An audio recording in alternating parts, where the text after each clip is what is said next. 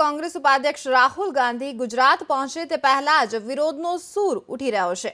Mehsana highway પર કોંગ્રેસના બેનરો ફાડવામાં આવ્યા।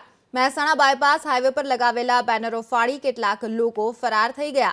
આવતીકાલે કોંગ્રેસના ઉપાધ્યક્ષ રાહુલ ગાંધી ગુજરાત આવી રહ્યા છે અને તેઓ મહેસાણામાં જાહેર સભાને સંબોધન કરી પાટીદારોને રીઝવવાના પ્રયાસો કરશે, પરંતુ તે પહેલા જ બેનરો ફાડી નાખવામાં આવ્યા છે।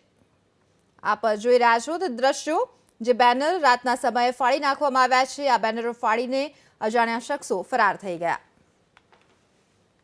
મહત્વપૂર્ણ છે કે મહેસાણાની આ ઘટના આવતીકાલે રાહુલ ગાંધી જ્યારે ગુજરાત પ્રવાસે છે, ચૂંટણીનું રણશીંગું ફૂંકાઈ ગયું છે કોંગ્રેસ તરફથી, ત્યારે પ્રથમ વખત જે કોંગ્રેસનું નેતૃત્વ છે તે ગુજરાત આવી રહ્યું છે, ગુજરાતથી શરૂઆત કરવામાં આવી રહી છે, ત્યારે જ તેમની આ સભા પહેલા આ રીતના બેનરો ફાડી નાખવામાં આવ્યા છે। મહત્વપૂર્ણ છે કે જે મહેસાણા ગઢગડાય છે પાટીદારોનું, તેમને રીઝવવાના પ્રયાસો હાથ ધરાઈ રહ્યા છે કોંગ્રેસ પાર્ટી તરફથી, પરંતુ સભા પહેલા જ આ રીતે બેનરો ફાડી નાખવામાં આવ્યા।